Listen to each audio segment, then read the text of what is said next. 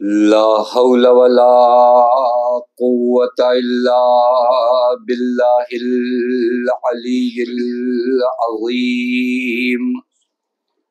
أعوذ بالله من الشيطان اللعين الرجيم.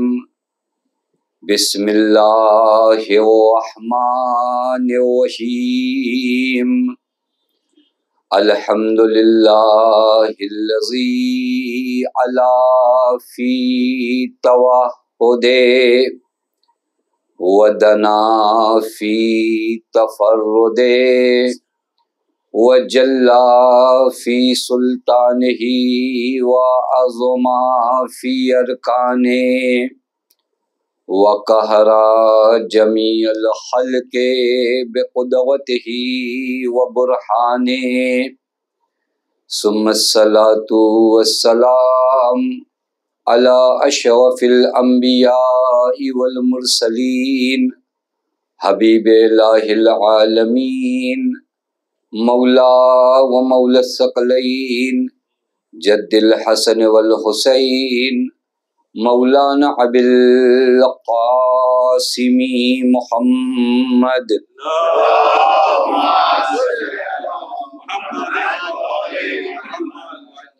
وعلى اہل بیتہ الطیبین الطاہرین المعصومین المظلومین المنتجبین لا سیما بقیت اللہ فی الارضین واللعنة الدائمة الباقية العاجلة على أعدائهم ومنكري فضائلهم وغاصبي حقوقهم ومخربي شريعتهم أجمعين من الآن إلى يوم الدين. أما بعد فقد قال الله الحكيم فی محکم کتابہ بسم اللہ الرحمن الرحیم یا ایہا الذین آمنوا اتقوا اللہ وکونوا مع الصادقین.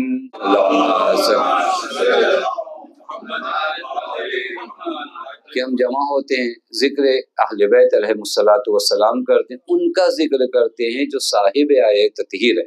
اب غور کریے گا، میں ایک جملہ آپ کی خدمت میں عرض کروں، کبھی اس کو بعد میں سوچئے گا کہ اللہ تعالیٰ اہل بیت سے کہتا ہے کہ انما یرید اللہ لیذھب عنکم الرجس اہل البیت ویطہرکم تطہیرا.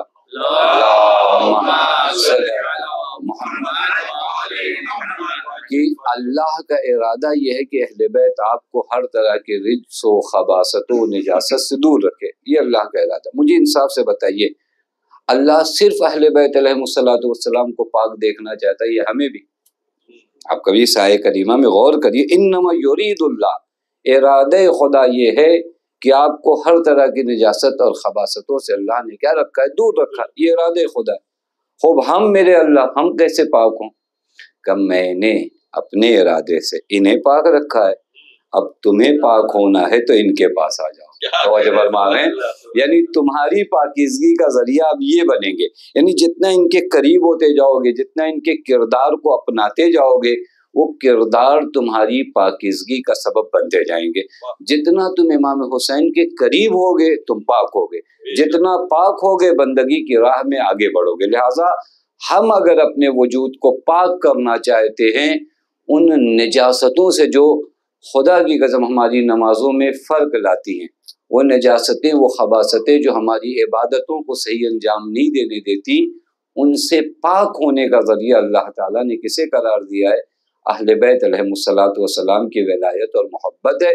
اور الحمدللہ یہ ولایت و محبت آپ کے پاس ہے، یعنی پاکیز ہونے کے اور پاکیزگی کے سارے وسائل ہمارے پاس موجود ہیں. اب اس فرش مجلس سے اٹھیں تو ہر روز اپنے اندر پاکیزگی کا ایک الگ مظہر لے کر اٹھیں. ہر پاکیزگی اسی در سے آپ کو ملے گی. اسی عنوان سے اس حکمت نامے کو حضرت امیر کے عنوان کلام قرار دیا کہ حضرت اس مقام پر ہمیں اور آپ کو کہاں متوجہ کرانا چاہتے. حضرت در حقیقت ان خباثتوں سے ہمارے وجود کو نکال رہے ہیں، تطہیر کے اور طہارت کے ان مرحلوں تک پہنچا رہے ہیں جو ہماری عبادت اور بندگی کے لیے ضروری ہے۔ عرض کیا کئی باتیں اس مقام پر جو حضرت امیر کا کلام تھا کہ حضرت نے فرمایا ایسے نہ بنو، ایسے نہ بنو، ایسے نہ بنو۔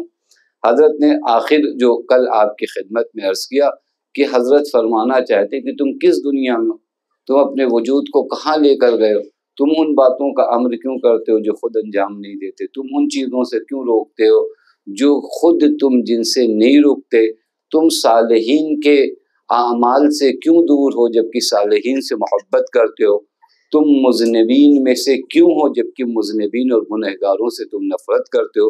یہاں پر سرکار امام علی علیہ الصلوۃ والسلام اس مقام پر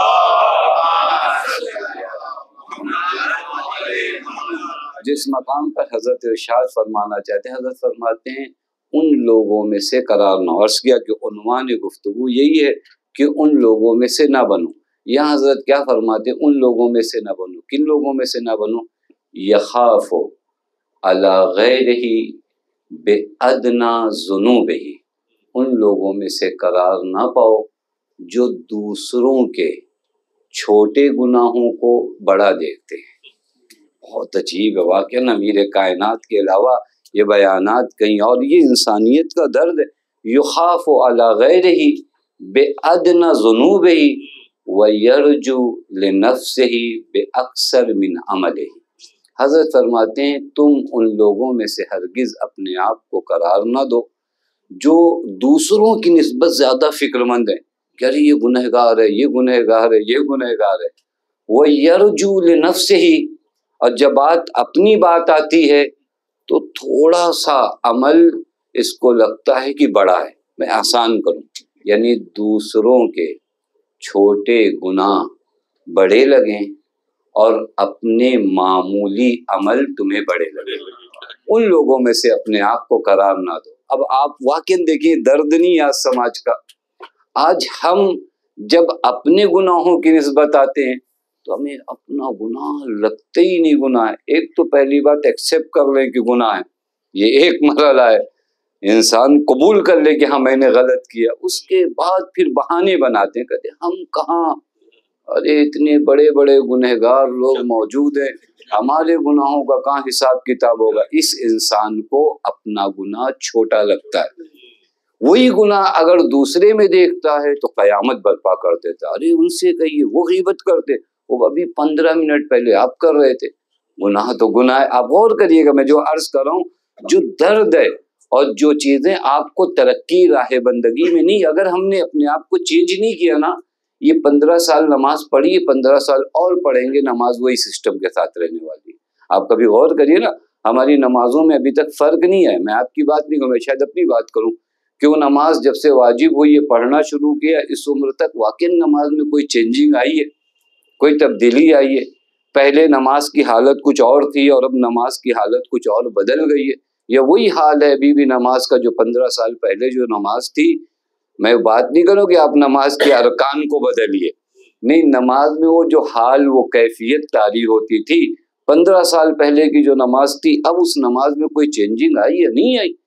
یا اب بھی میرے دل میں اتنی توجہات دنیا کی ہے، وہی کیفیت کے ساتھ نماز پڑھتا ہوں جب بچپنے میں شروع کیا تھا، نماز میں ساری چیزیں یاد آ جاتی تھی، ابھی بھی نماز میں سارے آفس کے حساب کتاب ہو جاتے۔ اگر یہی حال نماز کا ہے تو یہ نماز تو نہیں بدلی نا؟ کیوں نہیں بدلی؟ سوال یہ کہ یہ عبادتیں جو ہے لمحوں میں بدلتی ہیں، نماز اپنا کام کر رہی ہے، روزہ، میں شاید وہ نماز نہیں پڑھ پا رہا ہوں جو نماز مجھ سے چاہی گئی ہے۔ میں سورہ حمد کی رعایت کر رہا ہوں، میں رکوع کی رعایت کر رہا ہوں، میں سجدے کی رعایت کر رہا ہوں، لیکن میں نماز کے لیے جو چیزیں ضروری ہے، ایک بات بریکٹ میں عرض کروں بچوں کے لیے، بزرگوں سے معافی کے ساتھ، دیکھیے اگر کسی چیز کو آپ نے دیکھا ہوگا، میں نے شاید کبھی یہاں مثال دیا نہیں دیا، مگر نہیں، مثال سمجھنے کے لیے بہت، ہم نماز کیسے پڑھتے معلوم ہے؟ ہم بات کر رہے ہوتے ہیں ٹیلی فون پہ، ایک بیگ اذان ہوئی، فون کاٹا، وضو کیا، نماز کے لیے آگے کھڑے ہو گئے، یہ نماز کہیں نہیں پہنچی۔ نماز کے لیے خود مقدمات ہیں، یعنی دھیرے دھیرے اپنے آپ کو انسان کیا کرے، تیار کرے۔ آپ دیکھیں نہیں پیغمبر اکرم جو نماز کا وقت قریب ہوتا تھا، پیغمبر کے چہرے کا رنگ متغیر ہو جاتا تھا۔ ائمہ اطہار کی سیرت کو دیکھے، وضو کرتے تھے تو اشک بہاتے، تو اور تمام کے لیے ہمارے یہاں دعائیں موجود ہیں یہ دعائیں کیوں موجود ہیں؟ یہ اسی لیے تاکہ تم اب نماز پر جا رہے ہو اس سے پہلے اپنے آپ کو کیا کرو، آمادہ کرو۔ حتیٰ اگر کبھی آپ پلین کو دیکھیے جب اڑتا ہے تو اس وقت ڈائریکٹ اڑ جاتا ہے اپنی جگہ سے، وہ رن وے پہ 2-4-10 کلومیٹر اس کو دوڑنا پڑتا ہے۔ یہ کیوں دوڑ رہا ہے؟ پیٹرول اتنا مہنگا ہے، اس کو زبردستی آپ دوڑا رہے ہو رن وے پہ، کنی جب تک دوڑے گا نہیں اڑنے کے لائق نہیں ہوگا۔ توجہ فرما رہے ہیں، یعنی پلین کو اگر ہوا میں آنا ہونا تو کچھ دیر تک رن وے پہ دوڑنا پڑتا ہے، تب یہ ہوا میں اڑتا ہے۔ الصلاۃ معراج المومن، نماز مومن کی معراج ہے۔ پہلے مقدمات کی شکل میں تھوڑا سے ہم مقدمات کو طے کریں تاکہ یہ نماز بلندی پہ جا سکے۔ توجہ فرما رہے ہیں، اس کے لیے ہم کو کیا کرنا ہے؟ ہم انہی چیزوں کو، حضرت امیر کی جو ہدایات ہیں، حضرت امیر کی جو نصائح، حضرت فرماتے ہیں ہرگز ان لوگوں میں سے اپنے آپ کو قرار نہ دینا جنہیں دوسروں کے مختصر گناہ بڑے لگتے اور اپنے مختصر اعمال بڑے لگتے۔ مثلا ایک مرتبہ ہم نے کیا مجلس پڑھا، اس کے بعد ہم کو لگا کہ ہم نے پورا دین سنبھال لیا ہے۔ یہ دیکھیں، اس کو ایک مختصر سا عمل اپنا بہت بڑا لگتا ہے، دوسرے کا ایک مختصر سا گناہ اس سے بہت اپنے گناہ بڑے نہیں لگتے۔ یہ قیامت کی جگہ ہے، یہ خطرناک جگہ ہے۔ ان کے لیے حضرت امیر کے علاوہ کوئی اور آپ کو متوجہ نہیں کرا سکتا ہے کہ تمہاری بندگی میں خطرہ کہاں سے آتا ہے۔ بندگی میں خطرہ وہاں سے شروع ہوتا ہے جب انسان کو اپنی نیکیاں زیادہ لگنے لگے اور اپنے گناہ چھوٹے لگنے لگے۔ آسان یہ بندگی کے خطرات میں سے خطرہ کیا ہے؟ جس دن آپ کو آپ کے گناہ چھوٹے لگیں اور آپ کی نیکیاں آپ کو بڑی لگنے لگیں تو اس کا مطلب یہ ہے کہ آپ بندگی کے خطرے میں ہو۔ چونکہ روایات بھری پڑی ہے، میں ایک دو روایتیں آپ کی خدمت میں عرض کروں۔ ایک روایت ہے، حضرت فرماتے ہیں اربعۃ فی الذنب شر من الذنب، 4 ایسے گناہ ہیں جو گناہوں سے بھی بدتر ہے۔ عجب، یعنی جھوٹ بولنا گناہ ہے، اس سے بدتر کیا ہے معلوم ہے؟ اپنے بولے ہوئے جھوٹ پر فخر کرنا۔ غور کریے گا جو میں آپ کی خدمت میں عرض کرنا چاہتا ہوں، جھوٹ بولنا گناہ ہے، لیکن جب جھوٹ کو فخریہ بیان کیا جاتا ہے، انہوں نے کہا تھا، نے ایسے کہہ دیا۔ روایت کہتی اربعۃ فی الذنب شر من الذنب، ایک الافتخار، گناہ سے بدتر کام معلوم ہے کیا ہے؟ جب انسان اپنے گناہ پر افتخار کرے، فخر کرے، ہم کو انہوں نے ایسا کہا، ہم نے ایسا کہا۔ مولا فرماتی یہ اس گناہ سے بدتر تھا جو تم نے انجام دیا۔ یعنی گناہ کے بعد تمہارے اندر ندامت آنی چاہیے، گناہ کے بعد تمہارے وجود میں فخر آتا ہے۔ مولا فرماتے اس گناہ سے بدتر ہے۔ دوسرا کیا معلوم ہے؟ الاستبشار، جب گناہ کو انجام دینے کے بعد انسان غم طاری نہ کرے بلکہ خوشی منائے، یہ اس گناہ سے بدتر ہے۔ تیسری چیز جو گناہ سے بدتر ہے وہ معلوم ہے کیا ہے؟ وہ یہی ہے الاستصغار، جو موضوع ہے کہ اپنے گناہ کو چھوٹا سمجھنا۔ یہ گناہ، آپ نے جھوٹ بولا یہ گناہ تھا، لیکن جب آپ نے یہ سوچا کہ یہ کہاں گناہ ہے اتنا بڑا، کہتے ہیں یہ اس جھوٹ بولنے سے بڑا گناہ ہو گیا۔ آپ غور کریں جو میں آپ کی خدمت میں عرض کر رہا ہوں، میں نے جھوٹ بولا گناہ تھا، لیکن جب جھوٹ کو میں نے چھوٹا گناہ سمجھا تو یہیں سے یہ گناہ جو سمجھا میں نے کہ چھوٹا ہے، یہ اس جھوٹ سے بڑا گناہ ہو گیا۔ ہماری زندگی میں کیا ہو رہا ہے؟ ہم اپنے گناہوں کو استصغار، یعنی گناہوں کو مختصر اور چھوٹا سمجھ رہے ہیں۔ اب دعائے مکارم الاخلاق، میرے نوجوان بچے، دوست، بھائی، یہ دعائے مکارم الاخلاق آپ کی زندگی کو بدل دے گی۔ ایک مرتبہ اس کو جا کر پڑھیے، ٹرانسلیشن کے ساتھ پڑھیے، کتنی حسین دعا ہے دعائے مکارم الاخلاق۔ اس میں حضرت کیا فرماتے ہیں معلوم ہے؟ استقلال الخیر، میرے اللہ میری نگاہوں میں میری نیکیوں کو کم دکھا، وہ استکثار الشر، اور میری نگاہوں میں میرے گناہوں کو زیادہ دکھا۔ یعنی اگر تمہیں زین العابدین سے بندگی کا سلیقہ سیکھنا ہے تو مولا فرما رہے ہیں کہ انسان کو اس کی نگاہوں میں اس کی نیکیاں کم نظر آئیں اور اس کے گناہ اسے کیا نظر آئیں؟ زیادہ نظر آئیں۔ حضرت امیر یہی فرما رہے ہیں کہ ان لوگوں میں سے نہ قرار پاؤ کہ جنہیں دوسروں کے چھوٹے گناہ زیادہ نظر آتے ہیں اور اپنے اعمال انہیں زیادہ نظر آتے ہیں، جبکہ ہونا یہ چاہیے کہ اپنے اعمال انہیں کیا نظر آئیں؟ کم نظر آئیں۔ کچھ بھی کریے کم نظر آئیں۔ اس کا کس بیماری سے آپ بچیں گے معلوم ہے؟ آپ ایک بڑی بیماری سے بچیں گے۔ جب آپ کو آپ کے اعمال کم نظر آئیں گے نا تو آپ کے وجود میں تکبر اور عجب نہیں آئے گا۔ یہ جو بیماری نا عجب نام کی، شیطان کو اس کی 6000 سال کی عبادت نہیں بچا پائی اسی تکبر کی بنیاد پر۔ جب انسان یہ پرواہ کرتا ہے مجھ جیسا کون، میں نے کیا کچھ نہیں انجام دیا، میں نے کیا نہیں کیا، یہ وہ پہلا قدم ہے جس کے بعد آپ بندگی نہیں کر سکتے۔ اور جس دن آپ کو آپ کے گناہ کیا نظر آنے لگے؟ کم نظر آنے لگے۔ جس کو اس کے گناہ نظر ہی نہیں آئیں گے، جس کو اس کو گناہ معمولی نظر آئیں گے، وہ خدا کے حضور میں معافی مانگے گا۔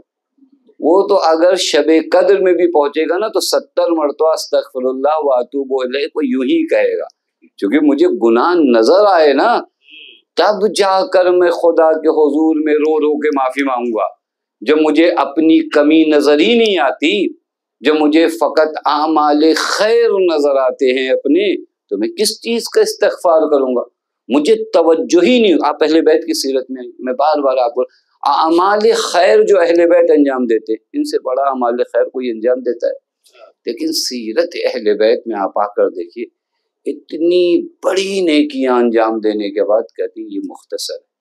میں روایت ایک دیکھ رہا تھا، ایک فقیر آیا مولا امام حسین کے در پر، آنے کے بعد اس نے سرکار سید الشہداء کی شان میں شعر پڑھے، بڑے اچھے اچھے شعر۔ اس اشعار میں سے ایک کا مصرع یہ تھا کہ مولا آپ کے نانا کے ذریعے اللہ نے ہمیں جہنم سے بچایا۔ ایک شعر کا ایک مصرع ہے، مولا میری مدد کریے۔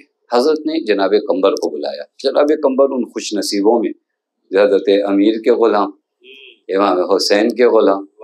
حضرت نے جناب قمبر کو بلایا، کہا قمبر وہ حجاز کے مال میں سے کتنا بچا؟ کہا مولا 4000 دینار۔ 4000 دینار کا مطلب 4000 سونے کے سکے۔ کتنا بچا ہے؟ 4000 دینار بچا ہے۔ حضرت نے کپڑا لیا، اس کپڑے میں وہ 4000 دینار رکھا، خود دروازے کے پیچھے گئے، دروازے کے پیچھے سے ہاتھ نکالا، کہا یہ لو۔ اس کے بعد حضرت ایک جملہ کہتے ہیں ہمیں معاف کرنا کہ اس سے زیادہ ہم تمہاری مدد نہیں کر پائے، لیکن یہ خیال رکھنا کہ ہم تم سے محبت کرتے ہیں۔ آپ غور کریے گا، میں جہاں تک آپ کو لانا چاہ رہا ہوں، مولا 4000 دینار کرنی، یہی تو تم بندگی کا معنی سمجھے ہی نہیں۔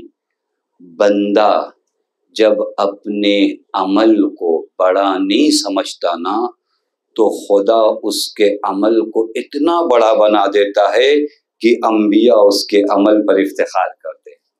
ہم خود ہی سے اپنے عمل کو بڑا سمجھتے ہیں نا۔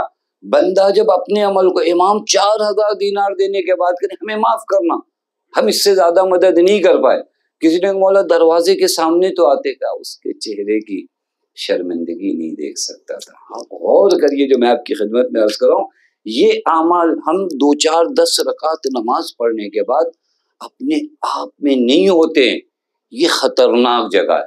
حضرت فرماتے ہیں یرجو لنفسہ بے اکثر من عملہ، اتنا زیادہ اپنے عمل پہ اترا رہے ہو، اتنا زیادہ اپنی نیکیوں پہ اترا رہے ہو، تمہیں پتہ ہے تمہاری نیکیوں کی ویلیو کیا ہے؟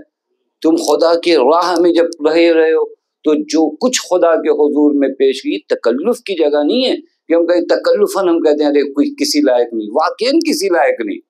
آپ حضور خدا میں جب ان نیکیوں کو پیش کرتے ہو نا تو واقعاً کسی لائق نہیں۔ اس ایک چیز کو آپ یقین کرو، مولا فرما رہے ان لوگوں میں سے نہ ہونا جنہیں ان کا عمل کیا لگتا ہے؟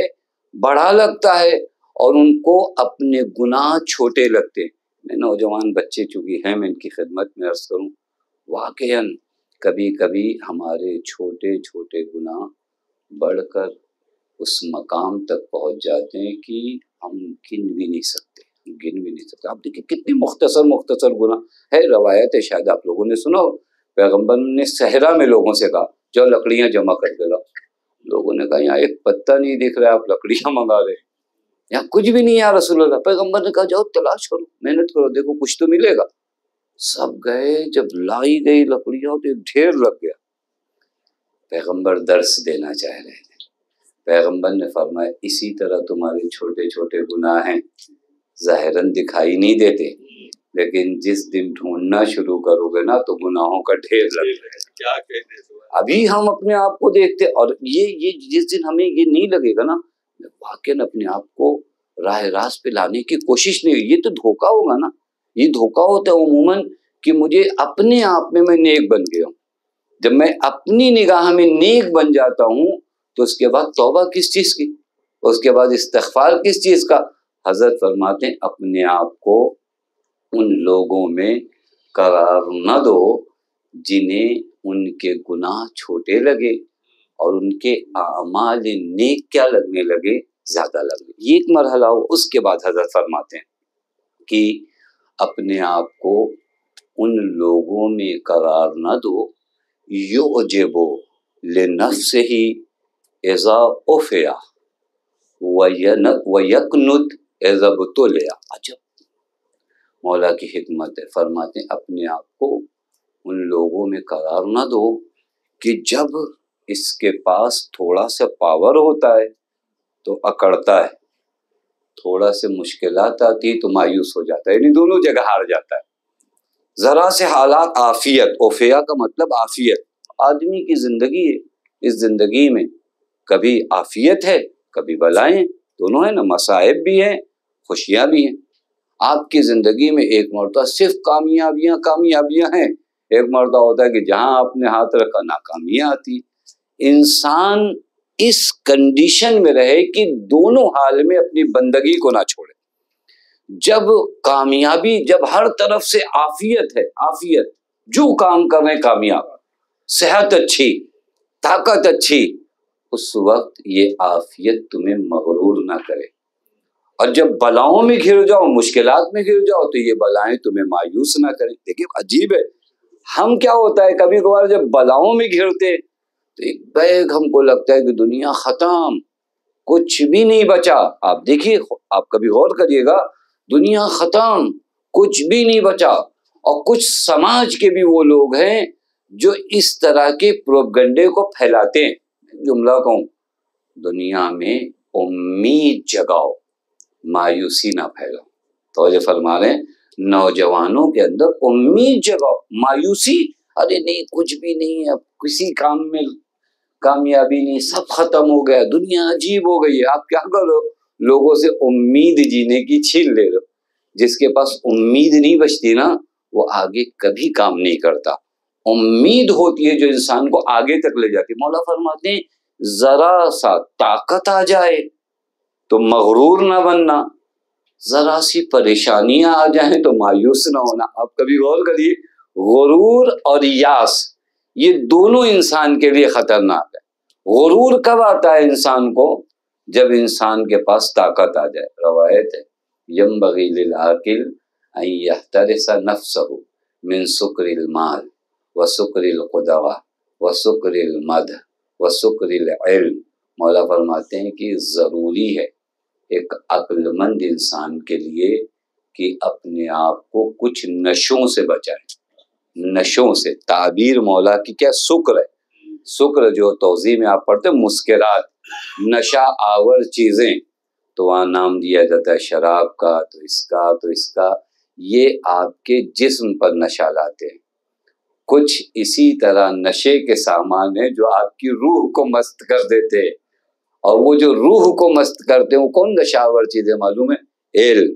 یہ بھی بہت خطرناک ہے, اگر صحیح نہیں ہوا تو یہ 2 4 10 کتابیں آپ کو یاد ہو جاتی ہیں تو یہ علم الگ ہی نشہ لاتا ہے. پھر اس کے بعد اس کو کائنات میں ہر آدمی جاہل لگتا ہے.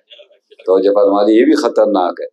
پھر اس کے بعد 2 4 10 تعریفیں ہو جائیں, آدمی بار بار. ایک عجیب روایت ہے, امام سجاد فرماتے میرے اللہ مجھے لوگوں کی نگاہوں میں جتنا عزیز بنانا, مجھے میری نگاہوں میں اتنا ذلیل لگتا. یہ جا کے مینج ہوتا ہے, یہ جا, نہیں تو سکر القدرہ, یہ طاقت کا الگ نشہ ہے. پاور کا الگ نشہ ہے، مال کا الگ نشہ ہے، یہ نشے اترتے نہیں ہیں۔ بعض نشے معلوم ہے کہاں جا کے اترتے؟ سیدھے قبر میں۔ شرابی کا نشہ 2-4 گھنٹے میں اتر جاتا ہے، لیکن بعض اوقات طاقت، پاور، مال، یہ سب کا نشہ سیدھے جا کے قبر میں اترتا ہے۔ اللہ کرے دنیا میں اتر جائے، ہاں یہاں اتر جائے تو توبے کی گنجائش ہے، قبر میں جا کے ہے روایت ہے الناس نیام اذا ماتوا انتبہوا، لوگ سوئے ہوئے ہیں جاگیں گے، مولا کب جاگیں گے؟ جب مریں گے تو جاگیں گے۔ اچھا جب ہم جاگ رہے ہیں، حضرت ابھی یہ سو رہے، ان کی آنکھیں کب کھلیں گی؟ جب یہ مر جائیں گے۔ کامیاب وہی آدمی ہے جو مرنے سے پہلے جاگ جائے، مرنے سے۔ یا اور ایک روایت بتاؤں، وہ روایت بھی عجیب ہے بچوں کے لیے، موتو قبل ان تموتو، مر جاؤ مرنے سے پہلے۔ یعنی کیا مطلب؟ مر جاؤ مرنے سے پہلے یعنی کیا؟ یہی وہی جو نشہ ہے نا، اس سے پہلے ایک مرتبہ اٹھ جاؤ۔ اے کاش اس سے پہلے ہم اٹھ جائیں، اور اٹھ جائیں گے تو ویلیوز ہم کو معلوم ہو جائے گی کہ ہمیں کہاں جانا ہے۔ ہم جب نشے میں، نشئی آدمی کو آپ دیکھیں کہیں پہ بھی جاتا ہے، کہیں پہ بھی گر جاتا ہے، کچھ بھی بولتا ہے۔ آپ نے دیکھا ہے بعض لوگ جب نشے میں ہوتے ہیں تو کچھ بولتے، لوگ ایسے جانے تو نشے میں، تو جو نشئی ہوتا ہے، شراب کا نشئی، وہ بھی کچھ بولتا ہے۔ یہ جس کو پاور کا نشہ ہوتا ہے نا، یہ بھی کچھ بھی بولتا ہے، نہیں بولتا یہ بھی کچھ بھی بولتا ہے۔ جس کے پاس مال کا نشہ ہو یہ بھی کچھ بولتا ہے، یہ وہی شرابیوں کی طرح یہ بھی بولتا ہے۔ لیکن اس کو تھوڑا سے لوگ نہیں مانتے، لیکن یہ نشے والی بات کرتے۔ یہ کبھی کہتا ہے میں نہ ہوں تو یعنی کیا مطلب؟ آپ کیا ہو اس دنیا میں؟ یہ دیکھیں یہ نشئی زبان ہے نا، نشے کی زبان کیا؟ میں نہ ہوں تو کیا ہوگا؟ کچھ بھی نہیں ہوگا، سب پرفیکٹ ہوگا۔ آپ سے پہلے بھی دنیا تھی، آپ کے بعد بھی دنیا رہے گی، یہ آپ نہیں چلا رہے۔ یہ نشے سے اپنے وجود کو کیا کیا جائے؟ دور کیا جائے۔ حضرت کیا فرما رہے اس مقام پر؟ ذرا سا مال و دولت آنے کے بعد، ذرا سے کامیابیاں آنے کے بعد ہرگز ایسا نہ ہو جائے کہ تم اپنے آپ کو عجب کی بیماری میں لے جاؤ، اور ذرا سا ناکامیاں آ جائیں تو ایک دم آخری سٹیج پہ جا کے بات ختم کرو، نہ ملنا نہ جلنا، دنیا میں کونے میں بیٹھ گئے، سب ختم ہو گیا، سب لٹ گیا۔ کہاں پر ہو آپ؟ کس خدا کو آپ مانتے ہو؟ اس خدا کو نہیں مانتے جس نے یوسف کو کنویں کے اندھیرے سے نکال کر تخت مصر پر بٹھایا تھا۔ کہاں سے خدا جناب یوسف کو لے آیا؟ آپ غور کریے، کنواں کا اندھیرا کہاں، اور پھر اس کے بعد وہ تخت کہاں؟ عزیز مصر بنا دیا۔ تو پھر مایوس کیسے ہوتے ہو؟ مایوس آپ دعائے کو میں نہیں پڑھتے، ارحم من راس مال ہی وجہ، میرے اللہ رحم کر اس پر جس کا کل کیپٹل سرمایہ کیا ہے، تو اس سے امید ہے۔ مایوس ہونے کی جگہ نہیں، میرے پاس اور کچھ تھوڑی نہیں ہے، میرے پاس جو کچھ ہے رجا ہے، امید ہے ذات حق تعالیٰ سے، اور جس نے ذات حق تعالیٰ سے امید رکھی وہ مایوس نہیں ہوا، وہ مایوس نہیں ہوا۔ آپ دیکھیے کربلا میں امام سجاد فرماتے میرے بابا کے دہن اقدس پہ بار بار یہ جملہ تھا، الہی انت ثقتی فی کل کر، میرے اللہ ہر مشکل میں میرے اعتماد کا نام تو ہے، میرے اعتماد کا نام تو ہے، میں کسی اور طاقت پہ بھروسہ کر کے نہیں آیا ہوں۔ وہ حسین نہیں ہے جسے دیگر طاقتوں پہ بھروسہ ہو، حسین وہ ہے جسے ایک طاقت پہ بھروسہ ہے، وہ خدا کی طاقت ہے۔ ہم ایک جملہ کہوں آپ کی خدمت میں، دنیا کی کسی بھی طاقت پہ بھروسہ کرو وہ ختم ہونے والی ہے، سوائے ایک طاقت کے، خدا کے، جو ختم نہیں ہوتی۔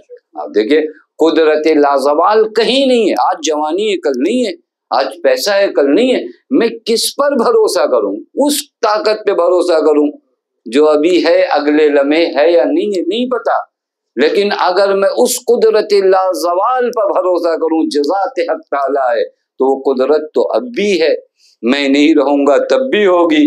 تو ایسی قدرت پہ کیوں نہ بھروسہ کروں کہ جس قدرت پر بھروسہ رکھنے کے بعد یاس و مایوسی نہیں آتی ہے۔ یہ مایوسی انسان کے لیے خطرناک جگہ ہے، خطرناک جگہ ہے۔ اور میں آپ کی خدمت میں عرض کروں، مایوسی اگر آپ کے اندر آ گئی تو شیطان کا شکار آپ جلدی بنو.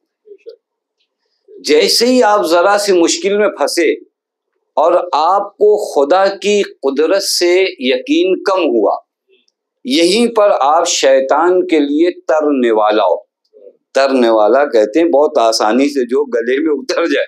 ہے روایت ہے شیطان کے لیے ہے کہ 5 چیزیں اگر انسان میں ہو تو وہ انسان شیطان کے قبضے میں نہیں آتا. بہت اہم ہے باؤنڈریز بنانا.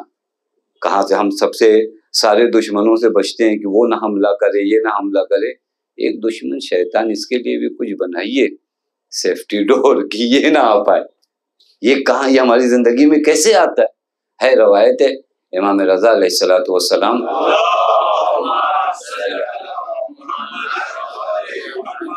خط ہے، کافی مشہور خط ہے، جہاں پر حضرت نے فرمایا ہمارے شیعوں سے یہ کہنا ابلغنی اولیاء السلام. بڑا حسین خط ہے، اگر کبھی سرچ کر کے آپ پڑھیے ابلغنی اولیاء السلام، ہمارے چاہنے والوں کو ہمارا سلام کہنا. وقل لہم، اور ہمارے چاہنے والوں سے یہ کہنا. ایک جملہ حضرت فرماتے ہیں ان لا یجعلوا للشیطان علی انفسہم سبیلا، ہمارے چاہنے والوں سے یہ کہنا کہ وہ اپنے آپ پر شیطان کو مسلط نہ ہونے دیں. کیا کریں یہ اپنے آپ پر شیطان کو مسلط نہ ہونے دیں. مولا ہم کیسے روک پائیں گے؟ وہ تو ایک ایسا دشمن ہے ثم لآتینہم من بین ایدیہم ومن خلفہم وعن ایمانہم وعن شمائلہم، وہ ہر طرف سے ہم پر حملہ کرتا ہے. ہم کیسے راستہ روکیں اس کا؟ دیکھیں شیطان آپ کا راستہ روکتا ہے مسجد تک جانے کے لیے، میں اپنی زندگی میں کیا کروں کہ شیطان کا راستہ روکوں نا، شیطان مجھ تک نہ آ پائے. کیا کروں؟ روایت کہتی 5 چیزیں اگر کسی انسان میں ہے تو شیطان بے بس نظر آتا ہے. شیطان کو بے بس کرنا آسان کام نہیں ہے. بڑے بڑے لوگوں کو اس نے بے بس کیا. آپ کچھ ایسا کرو کہ شیطان بے بس ہو جائے. نہیں، شیطان کہتا ہے کہ میں مخلصین تک نہیں پہنچوں گا، تو ایسا تھوڑی نہیں کہ مخلصین سے اس کی کچھ دوستی ہے. کہے گا کہ نہیں وہ نہیں پہنچوں گا، نہیں پہنچ پاؤں گا، یعنی میں انہیں بہکا نہیں پاؤں گا. تو شیطان کو کیسے، یہ مایوسی انہی جگہوں میں سے جہاں پہ شیطان آپ کے لیے بہت آسانی سے آپ کی زندگی میں تھے. روایت کہتی ہے من اعتصم باللہ النیۃ صادقہ واتکل علیہ فی جمیع امور. پہلی چیز جو شیطان کو بے بس کرتی ہے وہ کیا معلوم ہے؟ من اعتصم باللہ النیۃ صادقہ، جو اپنا رابطہ خدا سے برقرار رکھے. واتکل علیہ فی جمیع امور، اور اپنے تمام کاموں میں خدا پہ توکل رکھے، شیطان اس کے آگے بے بس ہو جاتا ہے. یہ پہلا راستہ ہے، نیت صادقہ ہو خدا کی نسبت. واتکل علیہ فی جمیع امور، اپنی طاقت ایرو غیروں کو نہ بنائے، یہ اپنی طاقت ذات حق تعالیٰ کو مانے، توکل کرے حق تعالیٰ پر. شیطان بے بس نظر آتا ہے. یہ پہلا راستہ ہے شیطان کو اپنی زندگی سے دور رکھ لے. دوسرا راستہ کیا ہے؟ من کثر تسبیحہ فی لیلہ و نہارہ، جس کی زندگی میں صبح و شام یاد خدا ہونا، شیطان اس سے دور ہوتا ہے. یہ تسبیح کیوں پڑھائی جاتی ہے معلوم ہے؟ یہ تسبیح وہی یاد خدا ہے، وہی ذکر خدا ہے. زندگی جس قدر خدا کی یاد میں گزرے گی اس قدر شیطان آپ کی نسبت کمزور ہوگا. جتنا آپ خدا سے دور ہوگے شیطان اتنا آپ پر حاوی ہوگا. یہ قانون ہے. اللہ ولی الذین آمنوا یخرجہم من الظلمات الی النور. ولایت خدا سے نکلے تو پھر ولایت طاغوت ہے. من کثرت تسبیحہ فی لیلہ و نہارہ، یہ دوسری جگہ. تیسری جگہ معلوم ہے کیا عجب ہے؟ میں نے اس کے نا مایوسی شیطان کو آسان کرتی ہے کہ ہم پر حملہ کریں. من لم یجرا علی المصیبت حین تصیبہ، تیسری جگہ جہاں انسان شیطان کو بے بس کر سکتا ہے، وہ کچھ نہیں کر پائے گا آپ کا. وہ کون سی جگہ معلوم ہے؟ جب مصیبتیں آئیں نا تو بہت آہو فریاد گریہ زاری نہ کرو. جزا کہتے ہیں. دیکھیں ہم کبھی دین میں نہیں بتایا جاتا کہ مشکل ہے تو صبر کا معنی کچھ مت کرو، یہ نہیں ہے. بہت عجیب ہے، میں آپ کی خدمت میں عرض کروں، مشکلوں کو دور کرنا ضروری ہے. بچہ بیمار ہے ڈاکٹر کے یہاں لے جانا ہے، نوکری نہیں ہے، خوب تلاش کرنا ہے، اور آفتیں ہیں، ان آفتوں کو اپنے گھر اپنے بچوں سے دور کرنا ہے، یہ آپ کا وظیفہ ہے۔ لیکن یہ کہ بیٹھ کر شکوے کرنا، یہ شیطان کے لیے کام آسان بناتا۔ میں جو کہہ رہا جزا کرنا، ارے ہم ہی ہیں، خدا نے ساری پریشانیاں ہمارے گھر ڈال دی ہیں، مایوس آدمی، یہ شیطان بہت جلدی اس کے چکر میں آتا ہے کہ یہ جلدی کنٹرول میں آئے گا، کیونکہ وہ پہلے سے خدا سے شاکی یہی ہے، وہ پہلے ہی سے پریشان ہی ہے۔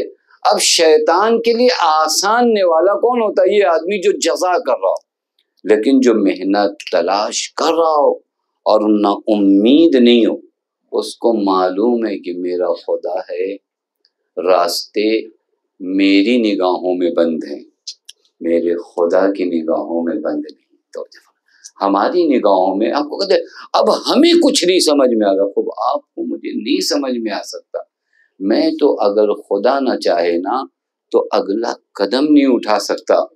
تو میری نگاہوں میں اگر راستے بند، میں واقعاً بار بار عرض کروں، خاص کر بچوں سے، مایوسی آپ کے وجود کو نابود کر دے گی۔ میں روایت بتاؤں آپ، ایک شخص تھا خانہ کعبہ کے پاس، گریہ وزاری کر رہا تھا، رو رہا تھا، اور بہت شدت کے ساتھ رو رہا تھا۔ امام زین العابدین نے پوچھا کون ہے یہ؟ بلاؤ اسے ہمارے پاس۔ آیا مولا کے پاس، مولا نے کہا کیا بات ہے؟ اس نے کہا مولا میں قاضی ہوں، قاضی یعنی جج ہوں، مجھ سے ایک فیصلہ غلط ہو گیا، یہ خطرناک کرسی ہے، حتیٰ قاضی نہ بھی ہونا آپ، لیکن جب فیصلہ کرنے جائیے، کبھی جھگڑے ہوتے ہیں، کبھی اختلافات ہوتے ہیں، وہاں بہت دقت کریے۔ پہلی بات، ساری رشتہ داریاں ہٹا دیجیے، یا تو اس قدم کو آگے نہ بڑھائیے، لیکن جب وہاں پہنچیے تو نہایت احتیاط کے ساتھ فیصلے کی جگہ ہوتی، یہ معمولی جگہ نہیں ہوتی جب آپ کسی کے حق میں فیصلہ سناتے ہیں، یہ بہت آسان۔ میں آپ کی بریکٹ میں اس بات کو عرض کروں، اس واقعے کے بیچ میں، حضرت امیر ایک مرتبہ ایک قاضی کے پاس گئے، حضرت، اس قاضی نے مولا سے کہا یا ابا الحسن، اور حضرت کے سامنے جو مجرم تھا اس کا نام لیا۔ حضرت نے فرمایا کیا کیا تم نے؟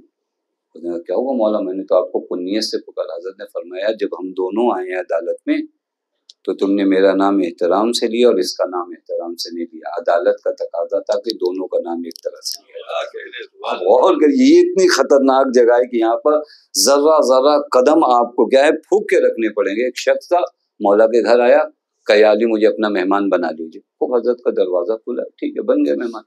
3 دنوں بعد جو ہے حضرت مسند قضاوت پہ بیٹھے تھے، یہ آیا، اب وہ جو ہوتا ہے فائل کھلی، بھائی کس کا کیس، سینی کا کیس۔ حضرت نے بولا تم ہو کہاں؟ حضرت نے بولا پہلے ہمارے گھر سے نکلو، عام جگہ پہ جاؤ پھر آنا۔ کہا مولا کیوں؟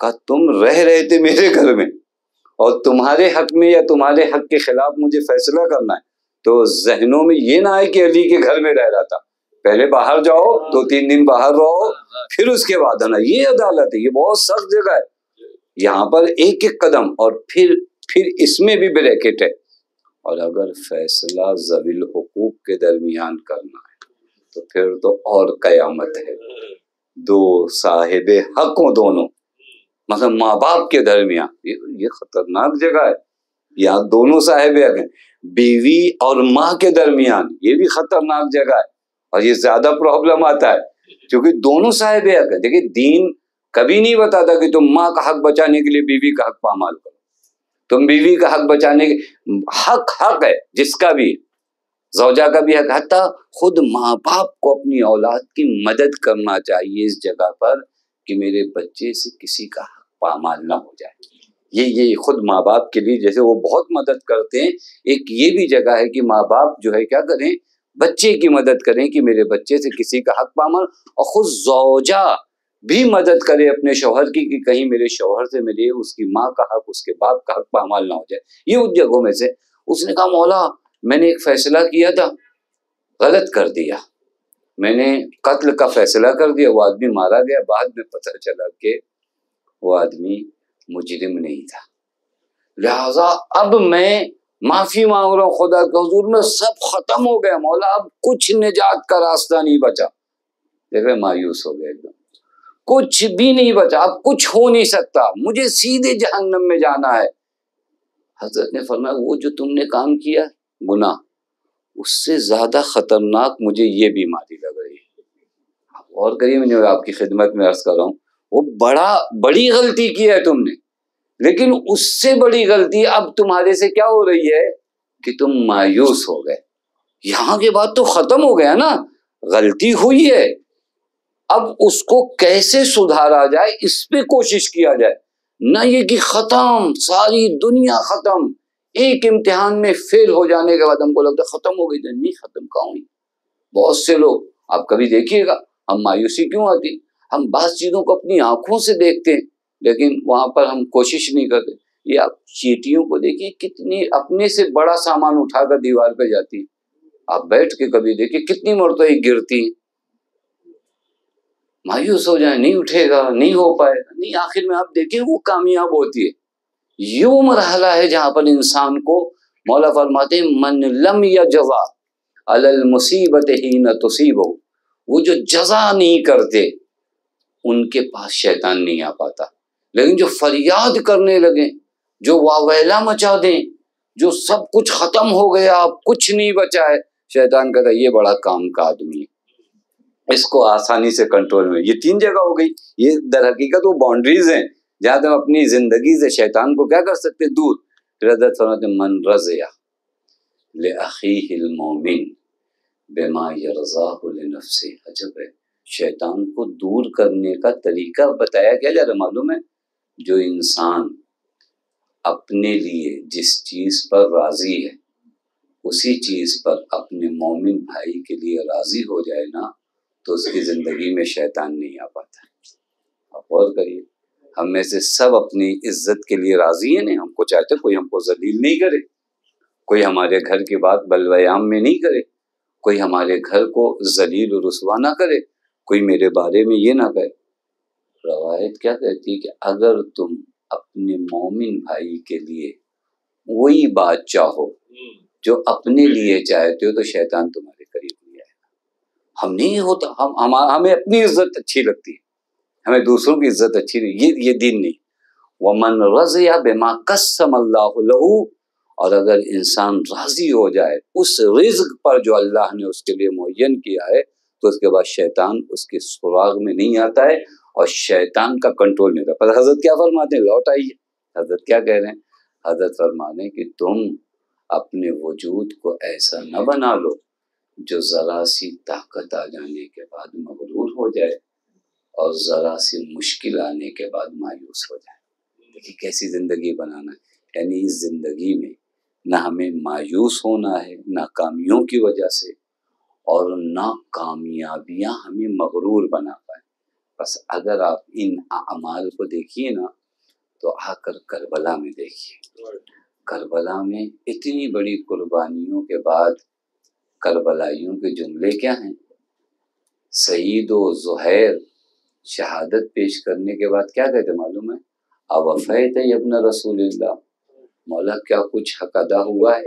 اتنا بڑا عمل انجام دینے کے بعد کیا کہتے ہیں؟ اوفیت ابن رسول اللہ، مولا کیا کچھ حق ادا کر دیا؟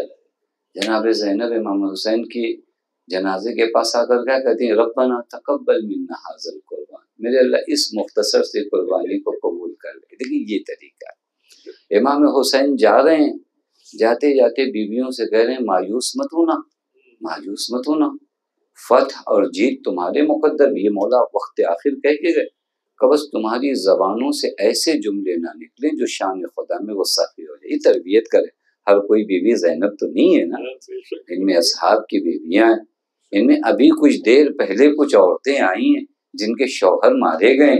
حضرت فقط ایک وصیت کر کے جا رہے ہیں کہ دیکھو اس پورے راستے میں خطرناک راستہ ہے، سختیوں سے بھرا ہوا راستہ ہے، تمہیں ستایا جائے گا، تمہیں تانا دیا جائے گا، تمہیں بے کجاوا اونٹوں پہ لے کر شہروں میں تو گھمایا جائے گا، لیکن خدا کے لیے تمہاری زبانوں سے کوئی ایسا جملہ نہ نکلے جو شان حق تعالیٰ کے منافی ہو۔ بس عزیزو، یہ قافلہ رواں ہے کربلا سے، آپ کیا سمجھتے ہو؟ ایک ایک محاذ پر، ایک ایک جگہ پر علی کی بیٹیوں کو بے پردہ کھڑا کیا گیا۔ سخت مرحلہ ہے، بہت سخت مرحلہ ہے۔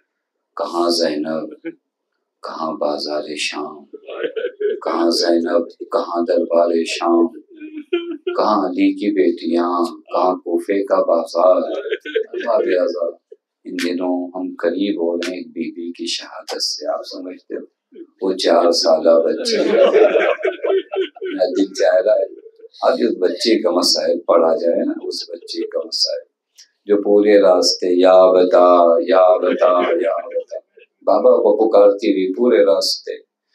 حسین جب جانے لگے تھے تو اسی بچی نے آ کر کہا تھا یا بتا بابا تھوڑی دیر کے لیے آ جائیے، اے میری لاڈلی مجھے جانے دو گے بابا، جانے دوں گی لیکن تھوڑی دیر کے لیے آ جائیے تاکہ ایک مرتبہ آپ کے سینے پہ سر رکھ سکوں۔ بس ارباب اعضاء یہ وہ بچی ہے، معلوم ہے جناب سکینہ کو اونٹ پر کیسے رکھا گیا ہے۔